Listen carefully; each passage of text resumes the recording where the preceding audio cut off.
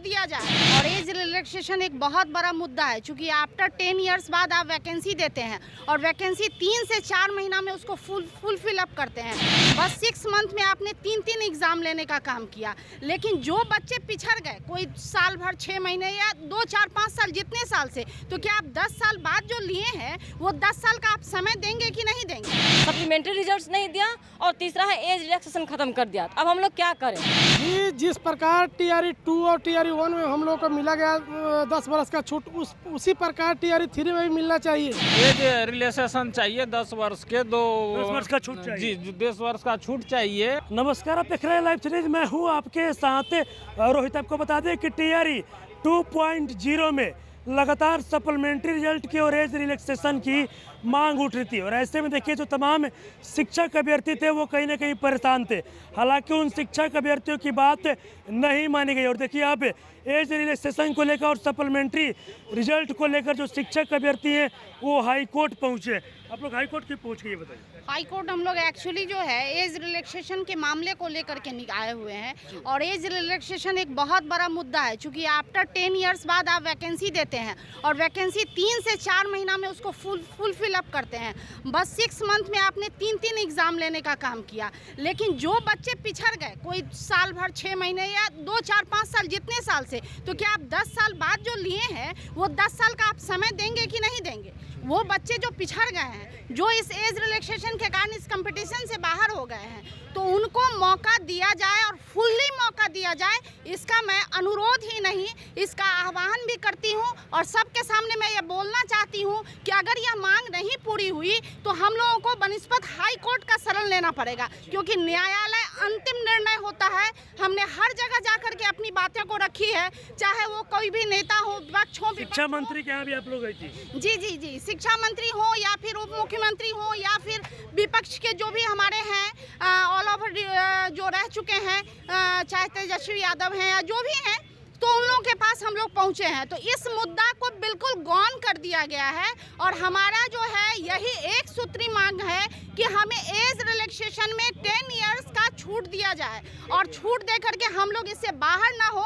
हम लोग एक स्टूडेंट हैं, हम लोग इतने लंबे समय के बाद इसमें आए हैं, और हम इंतजार में बैठे हुए थे, और इंतजार ही रह जाए, तो इसके लिए हमने अपनी पढ़ाई, अपनी डिग्रियां नहीं रखी थी, और हम अपनी डिग्रियां कहीं फाइल में रखने के लिए नहीं ली थी, बल्कि मैं एक सक्षम टीचर हूं और मैं आगे बच्चों का अच्छा भविष्य बना सकती हूं, इसलिए मैं इसमें आना चाहती हूं। और आप लोगों से अनुरोध है, मीडिया के माध्यम से या अदरवाइज जो भी माध्यम हमारे पास दिख रहा है, जनता के द्वारा या फिर हमारे जो नेतागण हैं माननीय, या उच्च न्यायालय के जो भी हमारे व्यक्तित्व हैं जो हमारे न्याय को देख सकते हैं, उनसे हमें अनुरोध है कि हमारे एज रिलैक्सेशन के मामलों को, मुद्दा को मान करके हम लोगों को हमारी डिग्रियों को एक आधार, 10 साल की छूट आप क्या कीजिएगा? आप लोग काफी लंबे समय से कभी शिक्षा मंत्री के आवास पे तो कभी मुख्यमंत्री के आवास पे आप लोग भटक रहे थे, उसके बाद भी आप लोग की बातें नहीं सुनी गई। मैं यहाँ कहना 3.0 भी आया, अब आप लोग हाई कोर्ट क्यों पहुँच गए? देखिए सर, हम लोग के सामने 2-3 मुद्दा है। सबसे पहला तो है कि हम लोगों को मौका ही नहीं दिया गया।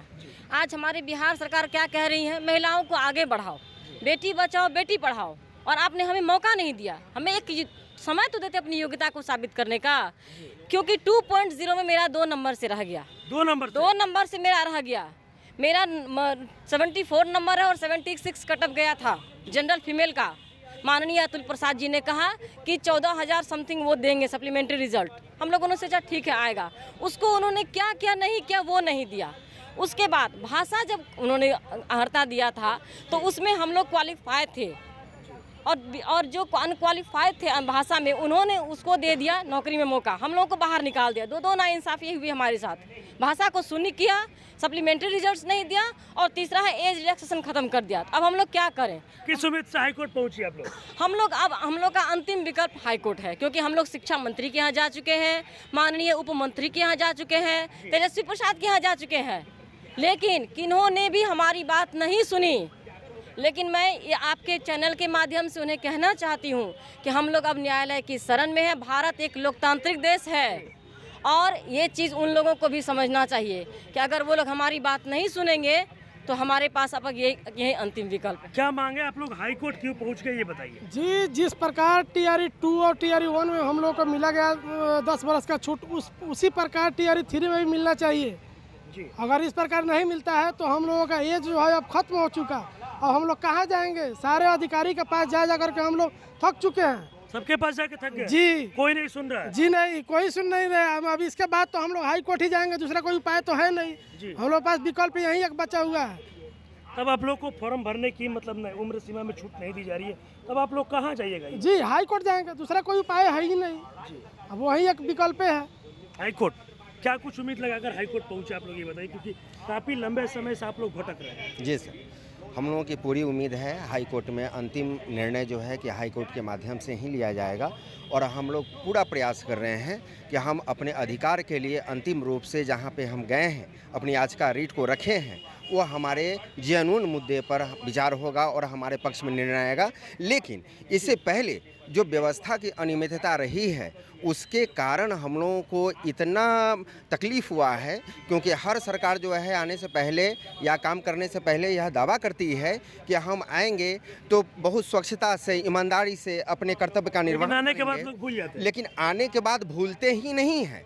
अपने कर्तव्य जो निर्धारित उनका कर्तव्य है उससे साफ विपरीत वह काम करने लगते हैं। हम लोगों ने इस विषय से संबंधित जो महागठबंधन की सरकार थी उस समय भी सरकार के सारे संबंधित मंत्री के पास, सारे अधिकारी के पास हमने याचिका दिया इससे संबंधित, लेकिन इस पर किसी भी प्रकार की सुनवाई नहीं हुई। अब जो नई सरकार बनी है उस वहाँ भी जो संबंधित जो मंत्री हैं, अधिकारी हैं, सारे जगह पे हमने याचिका दिया, अभी तक कोई नहीं सुन रहा। समुचित आपका निर्णय क्या नहीं लिया मामला गया। है? एज रिलैक्सेशन का या फिर सप्लीमेंट्री रिजल्ट? एज रिलेक्सेशन चाहिए 10 वर्ष के, 10 वर्ष का छूट चाहिए। जी, 10 वर्ष का छूट चाहिए। और हम लोगों को सिर्फ एक ही अटेम्प्ट मिला है टीआरई 2 में, 3 में हम लोगों को बाहर कर दिया। मौका मिलना चाहिए। मौका मिलना चाहिए। आपका क्या? मेरा भी एज रिलैक्सेशन का मामला है और टीआरई 2 में वो 1 नंबर से हम पिछड़ गए हैं। तो 1 नंबर से तो सप्लीमेंट्री रिजल्ट भी चाहिए और टीआरई 3 में मौका मिलना चाहिए। मौका मिलना चाहिए, उम्र सीमा में 10 साल की छूट चाहिए। चलिए अब देख सकते हैं, आपको बताते चले कि टीआरई 2 में लगातार सप्लीमेंट्री रिजल्ट की मांग को लेकर और एज रिलैक्सेशन की मांग को लेकर जो शिक्षक अभ्यर्थी थे वो कहीं ना कहीं कभी शिक्षा मंत्री के दरवाजा खटखटा रहे थे तो कभी उप मुख्यमंत्री सम्राट चौधरी के पास जा रहे थे। और ऐसे में अब देखिए तमाम जो शिक्षक अभ्यर्थी है वो कहीं ना कहीं हाई कोर्ट पहुंच चुके हैं और इनका अब साफ साफ कहना है कि अब हम लोग हाई कोर्ट पहुंचे हैं और काफ़ी कुछ उम्मीद लगाकर पहुंचे। इनका कहना है कि टीआरई 3 में हम लोगों को मौका मिलना चाहिए और उम्र सीमा में कम से कम 10 साल की छूट मिलनी चाहिए और साथ ही साथ सप्लीमेंट्री रिजल्ट भी जारी होना चाहिए। बस इसी तरह की तमाम खबरों के साथ मेरे साथ जुड़े रहें। तब तक धन्यवाद।